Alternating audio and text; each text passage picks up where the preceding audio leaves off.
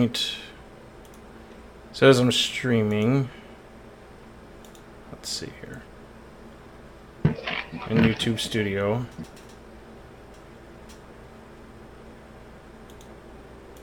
How do I go to the stream that it should be showing? Let's see. It should pop up in the bottom right of your screen. It's going to give you a link to the stream. Like, pause it for like 5 seconds. like in YouTube or in XSplit? In XSplit. Okay. So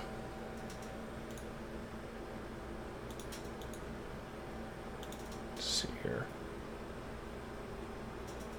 I'll check the date of the Visionary Voltage account, just in case. Let's see.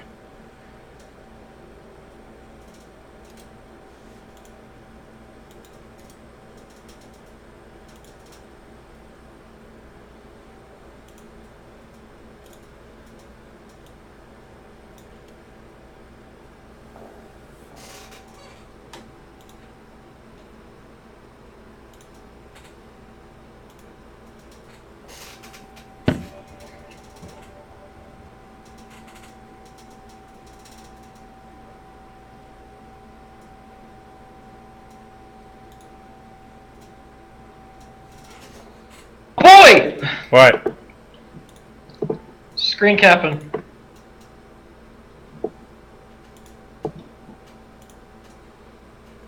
Let's see here. Do they show anything live? I don't think they show anything live yet.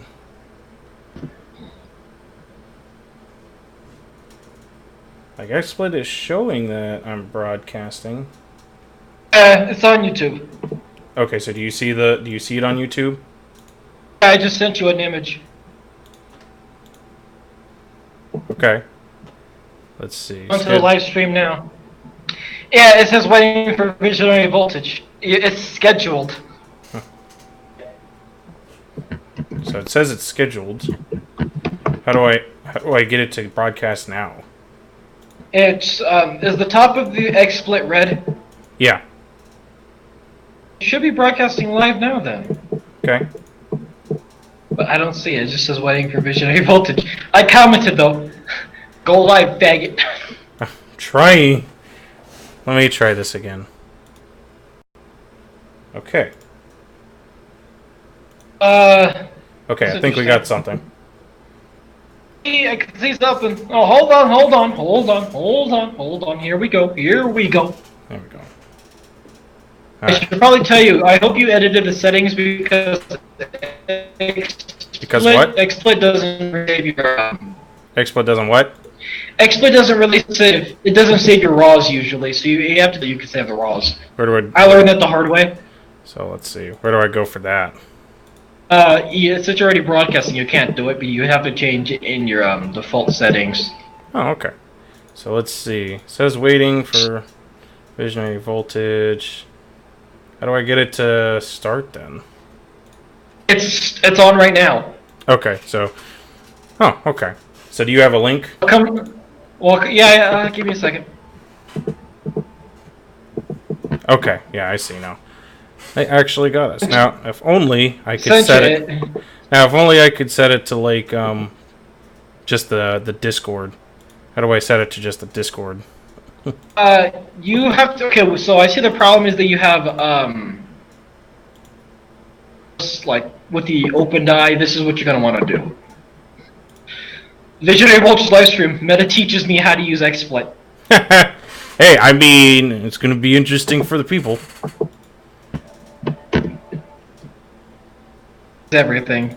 This is like everything. You have to click on the eyeball to make it vanish. I gotta do what? You see the eyeballs with those crossed out? The what crossed out? Oh. Let's Yeah. see. Hey guys, it's me, Symbolic Sight. He'd probably help with this. Now, if only I could get it to actually just show, like, Discord, because all I'm seeing is a black screen. You need to resize. Yeah, there you go. Well, I've resized it. Now I just needed to show Discord. Did you add the source? Yeah. Add source. I do Screen capture. Yep. Okay, hold on. Let me see then. Because I have my XSplit open too. See, now it's just going to give me a second one. Screen capture. Did you go to window capture? Yeah. Window capture, and I click Discord, and I just get this black screen. Do you have the... Okay, open Discord then. Okay. Do you see it? Is there any windows above it that's open? Any other windows that's open? Yeah, like you have to click on the eyes so you can turn off windows. Yeah, they're all closed except for the Discord one. Like, okay, that's weird because it's supposed to be showing then. Yeah, I'm not exactly... Let's see. Okay. Now I think we've got something here.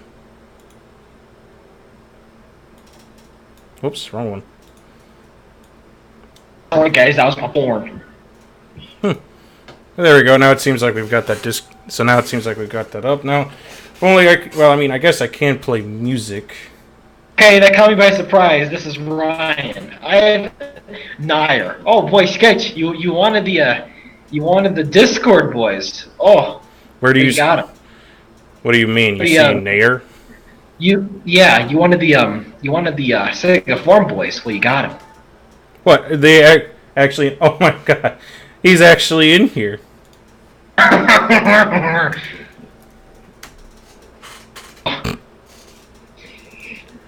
Whoops, I'm going into Inception here. So the only thing is that like, so the XSplit screen is focusing whatever's on my screen. I can't get it to focus only on the Discord.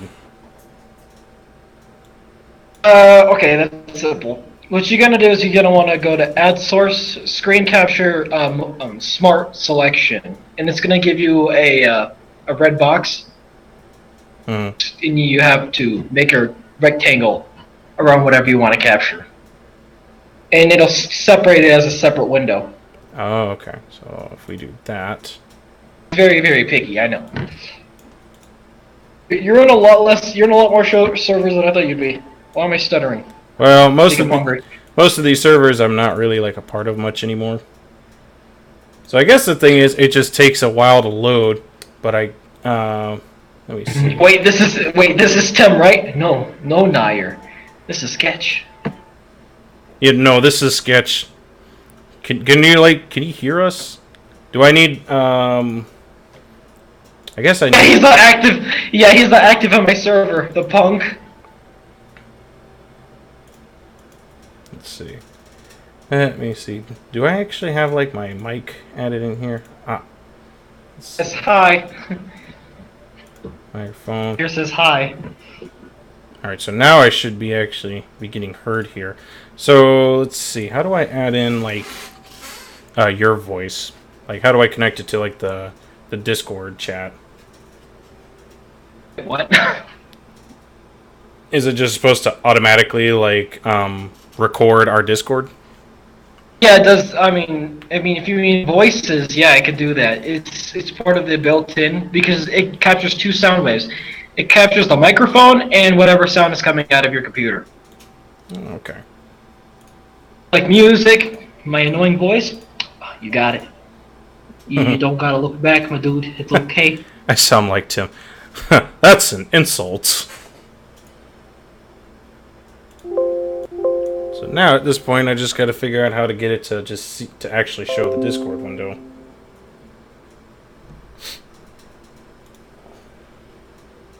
You'll figure it out because you just worked it. I guess. Let me try it myself. Screen capture, smart selection. That's right, I remember. Okay, so basically, if I do that, okay, so. Well, you have to remember to make sure that it's the top layer of all your other of all your other windows, or else it's not going to show up properly. So the annoying thing is that the YouTube stream focuses on my XSplit. So let me isolate everything. Unfortunately, I only have one monitor, so it makes things a little cramped. Oh, hi, Grace. What's up? Is she actually in here? Oh, she's actually in here. She's like. Okay. I think we can drop a link in. Comics Blade now. I think we've got everything running. sort of. Let me see. It's a work in progress.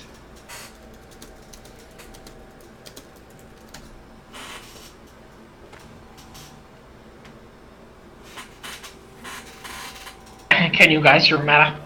Can you guys hear Meta? I mean, you are important. The one issue. Turn to my phone. Yes, we can. Say what? Oh, okay, cool.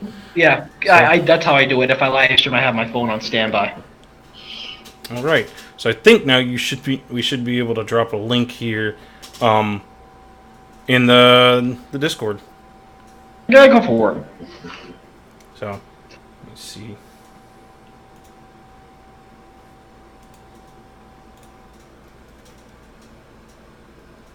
Guys, come join your boy. This should be great. Let's see. 2 people watching. So it's interesting to see Nair. Like, you've been doing these streams like on your own. So now we're probably going to get like a whole added audience because of this. This should be interesting. Oh, Nair. Streaming does interesting things to your YouTube numbers. Believe me, it really does. I think what we all need to do is just live stream watching a movie, and then just laughing at King. So Nair, I will warn you, we're not as like family friendly as we used to be. So I'm not afraid to say like, fuck anymore. So if that's a little too much, I apologize if you can't stick around. Yo, what the fuck? Yeah, granted, like it has been a few years, so it's been a while. So let's see. Let me drop another at. Well, no, I don't know if I need to drop another at everyone tag. That might get people mad at me. Yeah, I told you that earlier. Don't do that.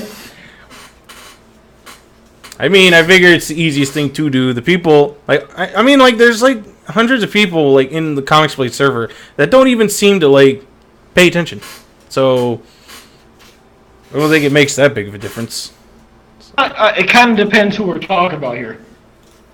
I know there's some users like people who have missed the streams. They have missed it. They said then they either they missed it or they forget it. And then there's Omega, who shows up. We kind of forget. Let me check the important people here. I think the only one who showed up to every stream. Well, I can't say the first one because Grace didn't know about my first one, like a lot of people didn't. But Grace has been the only one who showed up for every stream. That's because she's stalking us, honestly.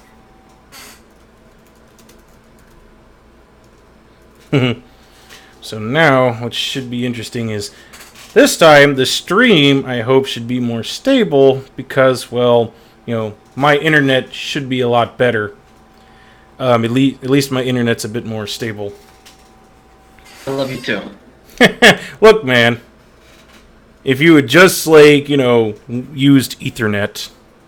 Oh, here's the thing. I broke my cord. Why am I not surprised? Don't worry, this time it actually I meant my guest. Your guest broke your cord. I'm still not surprised. If it was me who broke it, I'm like, okay, yeah. Sketch, we're gonna need to cancel the live stream today, but it wasn't me, so I don't care as much. Yeah. I canceled the live stream because my roommate broke my my Ethernet cord. It's great. That suck. Oh, man. So, now the only thing is I'm going to be lacking music because, well, if I play music, you're probably going to get some ads, I think. Unless, like, there's somewhere where I can just play the music directly. Yeah, we might need to consider using the Visionary Voltage server next time, so that way we can use, like, the Groove bot. That's fine with me. So, we'll just do that whenever we do another group stream. So, I guess at this point, though, we are pretty short on time, so this pretty much is good for, like, a test stream for Visionary Voltage, and I know actually how to work it next time. So so now you're gonna get Grace stalking the Visionary Voltage channel even more now. like, I have a problem with that. But hey, we actually got her to watch because it was on Visionary Voltage. So, And my headset really likes to unhook itself. This is becoming a problem. Discord. Alright. Their stream. Say what? God dang it. This is getting bad. Like, your stream. What the hell are you doing? Basically, like, I'm using a really janky headset port. So like what keeps happening is that like it's disconnecting and then reconnecting. And every time it reconnects, it has to do this little pop-up thing in the middle of the screen. It's really obnoxious. I get you, dude. So hoping that like I can get it to get to both my ears so I don't just hear you in one. But anyway, so let's see. I think we never did answer the question about like, or what's the hardest thing for you to draw, Meadow?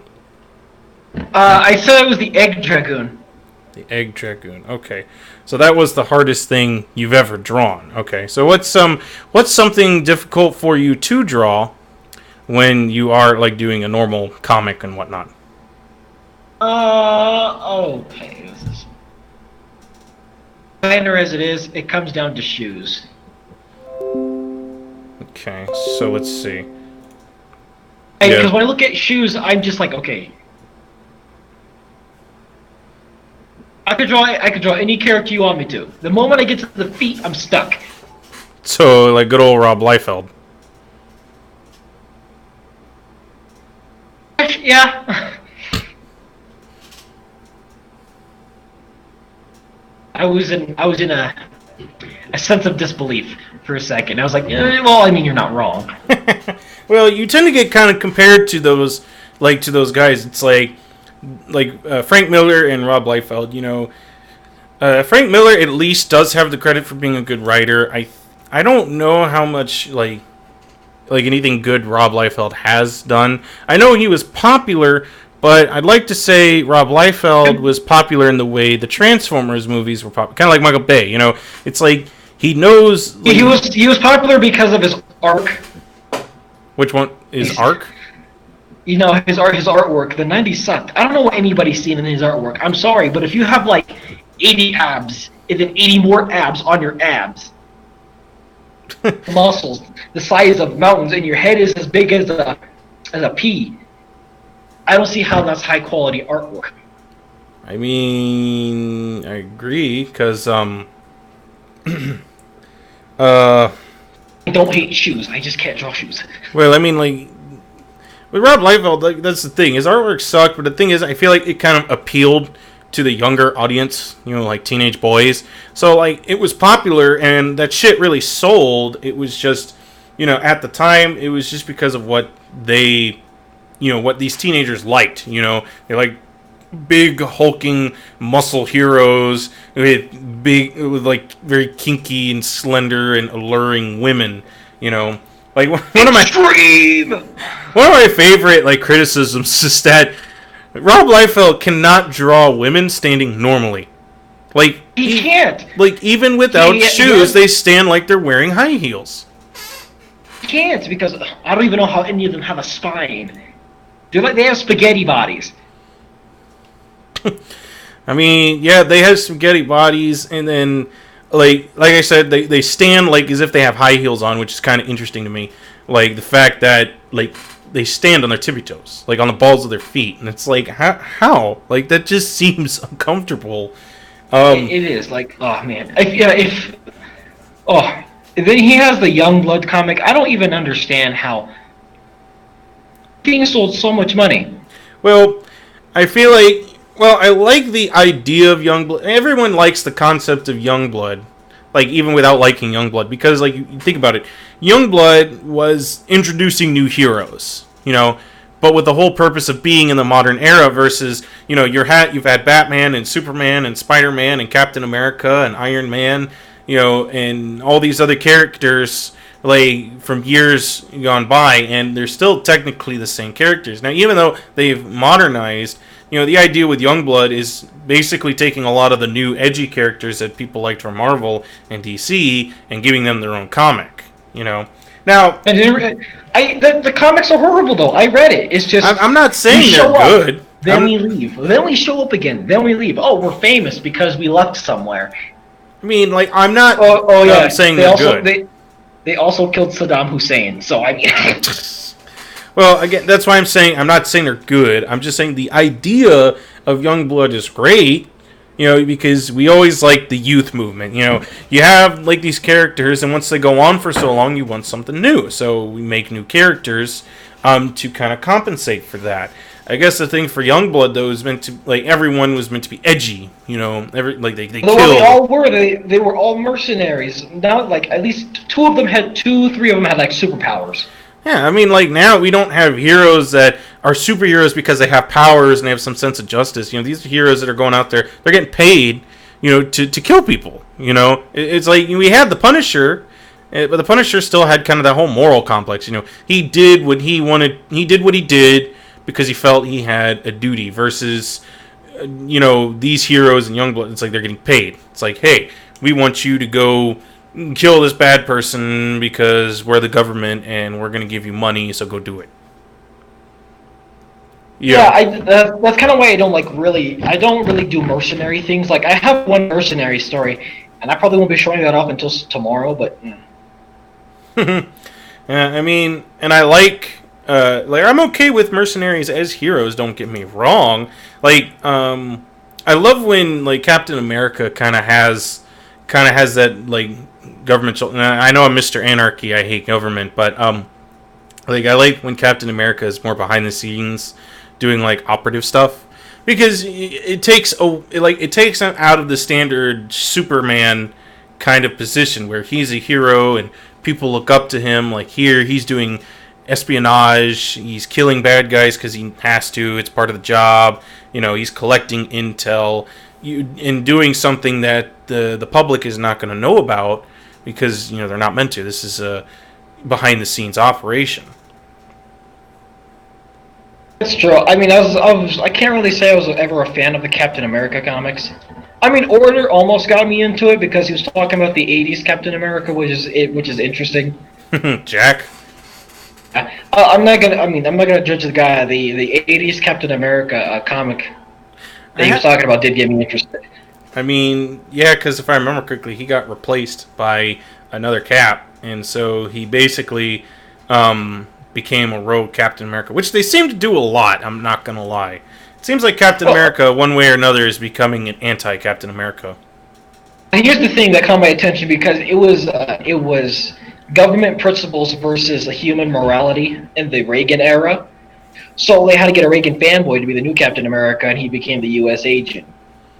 See, that's the one thing I get annoyed with politics and comics is that the politics always follow, the beliefs of the writers.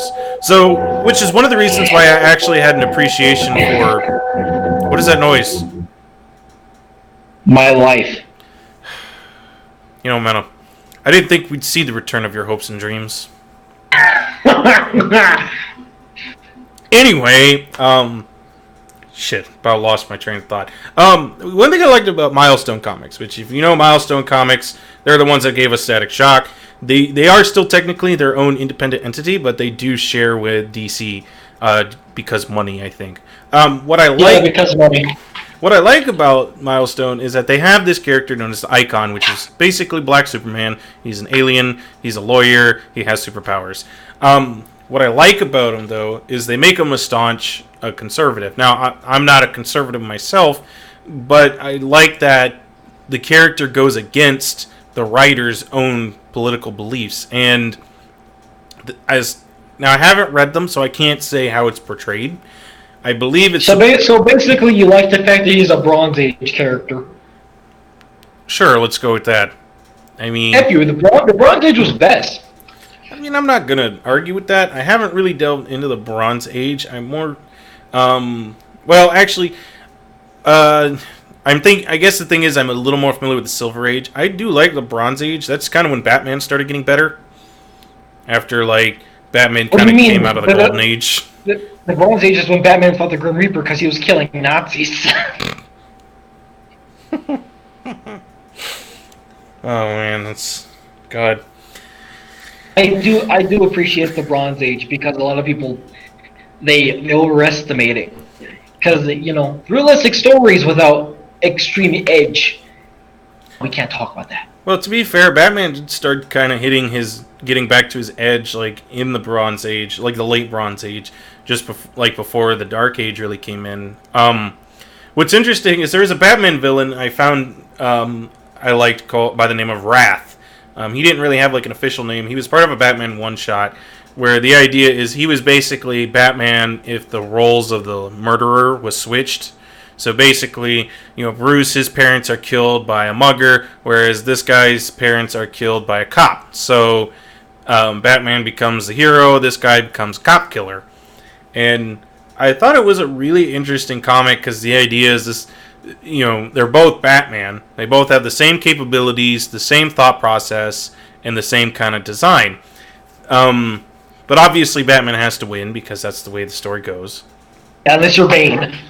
But, well, yeah, unless you're Bane. But I really liked that idea of the character. His death was kind of anticlimactic, in my opinion. I mean, he fell off a building. And falling off a building literally is a plot point in the Batman Hush storyline. So, take with that what you will. But anyway, I just like the idea of the character, like someone basically becoming like, what if Batman was this, and then actually going against Batman. It is interesting, but again, I can't really see too much. You can't say too much, well, because you didn't really read Batman. Because I don't really have an opinion on it. Like I said, I'm a Bronze Age boy. I really love the Bronze Age. Yeah. Silver Age and Golden Age, they're okay. Oh, well, Bronze Age is... Demo's posting a picture of him. I don't remember if Wrath was still late 70s or if he was early 80s. It was right around that time, so it could still be Bronze Age era. Granted, I'll admit, a lot of the Dark Age doesn't feel very Dark Age to me. Like, I was reading the Justice League of America run, which was when they were making Justice League, but they couldn't use Superman or Wonder Woman because they were both... Hold on. What year was it? I think it was 86. Oh yeah. That was early Dark Age when they were trying to lead runs, but they weren't really there yet. I know, but the thing is, it didn't quite feel Dark Age just yet to me. I mean, because like the Justice League at this point, it consisted of Batman. They had Shazam. They had Guy Gardner, Green Lantern, Black Canary. I think Captain Atom, and then I think one other person, I can't remember who it was, but it didn't quite feel Dark Age. It did kind of have one of my favorite Batman bits where he gives Shazam or Captain Marvel some shit, and Captain Marvel kind of storms off. I think Canary says, "Don't you think you're a little harsh on him?" And Batman goes, "I'm harsh on everyone." Yeah, isn't that true? Yeah, it is, and I just love those little Batman moments.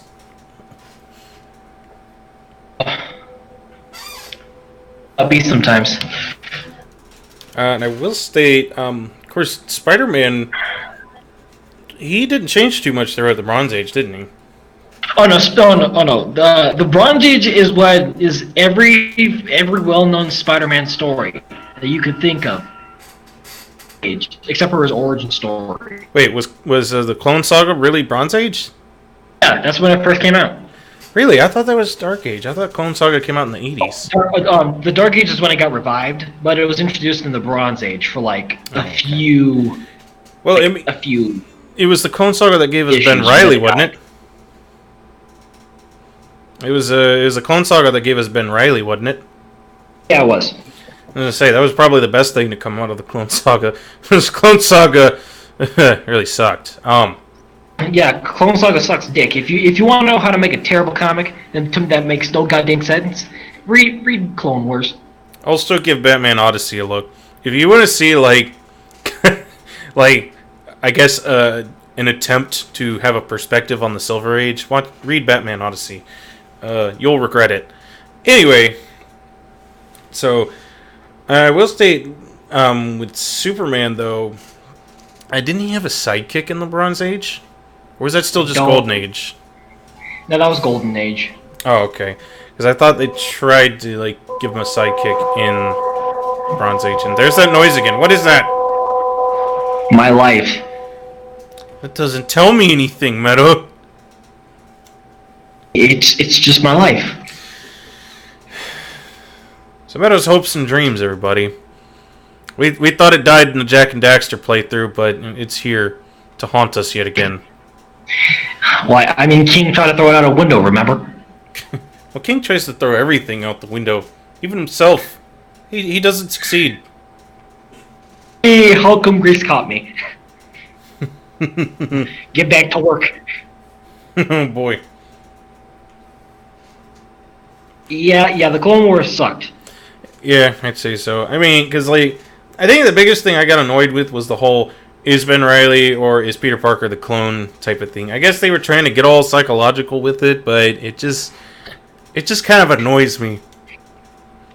Originally, Peter Parker was the clone, but everybody hated that. Well, I mean, like, because I figure everyone would know that Peter is not the clone. How do you just suddenly say, oh, he's the clone? Where in the comics did you imply that he was the clone before now? Yeah, that's kind of what nobody understood. Yeah, I mean, if you could set it up, if you could have, like, little clues in previous, like, comics, like, maybe you'd have something that works. But when you just out of the blue say, oh, yeah, the main character is actually a clone, you know. So, the person you know and love has now become this blondie Ben Reilly guy, and he's actually the real Peter Parker, you know. Yeah, at that point, you just quit. Like, okay, F you. It's like, what were they going to do? Try and make the Scarlet Spider the main Spider-Man? I mean, you could do that without the whole Clone Saga. Yeah, well, that's also something they tried to do during the Clone Saga, was so Peter could retire. And I'm not going to say that's a bad idea, because in my opinion, I like the idea of heroes kind of passing down the mantle. And that's honestly my only issue with a lot of heroes now, is that this mantle should have been passed down. They did it with Batman. I was about to say Batman. Yeah, they actually had Dick Grayson wear the mantle, and I appreciated that. Even though Dick is different, I think he does deserve the mantle. You know. My life. Boy. Granted, they've done like a pseudo retcon of it, thanks to like New 52 and Rebirth. I mean, they showed that Dick had still done the Batman thing, but the thing is New 52 like gutted the entirety of the 2000s almost. You know. Like, as far as I know, I think Blackest Night didn't happen in New 52. And Blackest Night was kind of a big deal. You know? It sort of wasn't. It was in the middle. Now, I mean, granted, I am going to give Marvel a lot of shit, because then they did the same thing with the Secret War 2015. And I'm still... Every Secret War comic after the first one sucked. Yeah. But this most recent Secret War, or I don't know if it's the most recent, I may have done another one, but Secret War 2015 was absolutely horrid. Mostly because, like, they do the reboot, and it ends with, like, they get the universe back in a fist fight between Mr. Fantastic and Doctor Doom, and it just kind of ends in Doctor Doom admitting that, Mr. Fantastic is better. And that's it. And then Molecule Man rebuilds the entire universe. The only thing is, they combined the mainstream and the Ultimate Universe into like this amalgamation of shit. And then they started like fucking with us, because like I was reading Jessica Jones, some of the recent comics, and she found someone that had memories of the Ultimate Universe. See, I still don't get that, because I know in the original Secret Wars comic, Molecule Man, he was arguably, because I don't know how, but even the old Marvel writers, they knew for a fact, is arguably the most powerful Marvel villain to exist, because you're controlling molecules. How the hell do you fight that? Even Doctor Doom was like, "Hey, yo, be my friend." Yeah, so I don't even, but Molecule Man has a limit. The calmer he is, the more he's able to control his powers. The problem is that when you're writing Molecule Man, he can't always be stable. That's never really been a thing about his character. That's because if he's always stable, then he's not recognized as a big bad guy of the Fantastic Four. Mm-hmm. But yeah, he has the ability to completely reshape the universe and existence. See, that was that's the thing, because in the original Secret Wars comic, Doctor Doom had to break him mentally so he could do that. The new one, yeah, no, he could just do it. Yeah, and then again, it just ended in a fist fight between Doctor Doom and Mr. Fantastic, in which Doctor Doom is just like, yeah, you are better than me. And then like they keep fighting, Molecule Man rebuilds the existence, and then yeah, with a bit of like selective choosing because Miles Morales from the Ultimate Universe came over. They did a story arc where the Ultimate Universe's Mjolnir is existing alongside the mainstream universe's Mjolnir, so there's that. That's confusing. Yeah. And I'm trying to remember, I think the person that Jessica Jones had found that had memories of the Ultimate Universe, I think he was actually like a hero. I don't remember if he said he was like Iron Man or something, but, it was pretty fucked up. Unfortunately, I hadn't continued reading. I think they have made Jessica Jones comics since, but like I haven't kept up. I haven't really kept up with comics lately. Mostly I'm good at reading Batman, even though I'm getting sick of it. Okay, my boy, I got 5 minutes before I gotta go. Alright, anything you want to add? Oh, we got 5 minutes, so I can add whatever. I can add a lot. Well, I'm saying like anything you want to say. If we're gonna be talking about Marvel Comics, my boys, everybody. Never forget, there was a time in Marvel's history where they were top dog, and then the '90s happened. Didn't they become? I thought they became topper dog in the '90s. Well, no, because when the comic book crash hit, Marvel took a big hit out of everybody. I think that's the only time where you could say that where Image and DC, they were the top two. Oh man, those were some interesting days. Yeah, that was the only time I can think of it in history where Marvel wasn't even in the top two. Image survived. Somehow they survived. Hey, I mean, we also got Dark Horse, and thank God, because I love Hellboy. Dark Horse has always been like the guy in the background. They're there, but they're just you don't remember they exist until like, hey, I know you. I mean, I give Dark Horse credit. They seem to have a bit of consistency, even though they've probably only been around for about 30, 40 years now. But they were the Image of the Bronze Age. Dark Horse? Oh, Yeah, that's when they were introduced. That would probably put them more at 50 years at this point. They knew their stuff. They've always just been in the back. I know they really profited off of the Alien versus Predator comics.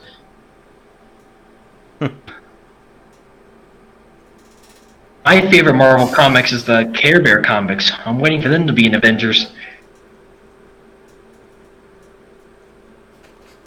Yeah, would be nice if we could actually get some more movies based off like Image and stuff. I know Valiant is going to attempt to kick off a cinematic universe, which may or may not be successful. Their one main character is called Faith, and she's fat in Superman at the same time. I'm not interested in that. I'm waiting for Todd McFarlane to effing finish as a Spawn movie, but he keeps cock teasing his entire fan base. And then there's Shadowhawk. Oh, my Shadowhawk movie. Oh boy. Well, I will state, when it comes down to the movies, it makes me think. No one ever really talked about the Hellboy movie that came out, and I don't blame them because the Hellboy movie was not as good as it could have been. Well, that's something about Hellboy that's always bugged me. Just lore.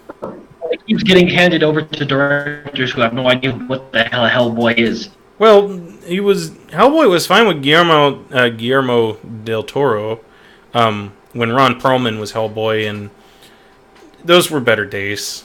I mean, I like Dave Harbour as Hellboy. Like, I think he looks great, but at the same time, I don't think they made him as stoic enough. So, all I can really say at this point, if you want to get into Hellboy, they've been making Hellboy Omnibus off Dark Horse, which is where they've been taking all of the entire like archive and they've been redrawing it. So, Grace says a Max movie would be horribly censored. Yeah, it would be. yeah, I could see that. I mean, I feel like And Max. It's funny because to a lot of people, Max was the best comic book series ever to come out of the 90s. And he's like, okay, this is not real comic. I hope everyone enjoys Meta's auto tuning for this stream. I think the thing I think what I'll state for Max movie, since we're kind of running out of time here, is that at least in the modern age, I don't think it would have to be censored. I feel like if it was made as a cinematic movie, there would be a bit cut out, but at least it would still be like R-rated. So maybe something on Netflix or something. I hope so, because the Max, that's something you can't really hide a lot from, especially considering the theme it goes for. No, censoring something like the Max is not a good idea. Yeah, you want to get the maximum amount of content out of it. Your stupid puns. Well, I figured that'd be a symbol that we're pretty much going to have to end this stream. Thanks for joining everyone on the Sketch and Meta Radio Show. Hopefully we'll be able to do this next time. Maybe Tuesday, maybe next Wednesday. Maybe we should do it more, maybe not. I don't know. Maybe with King, then he could say, what? And if I was live streaming... If we were live streaming, the stream probably would have died like 3 times during our chat. Oh yeah, but then again, King doesn't know how to live stream, so I can't really blame him. So, the next time we do the Sketch and Meta Radio Show, we'll keep it on Visionary Voltage, because I can use XSplit now, and I'm going to keep figuring out how to use it, so we'll have better streams. Till next time, Meta, get Ethernet. I love you too. And thanks everyone for joining Meta's live stream. So, good night everybody.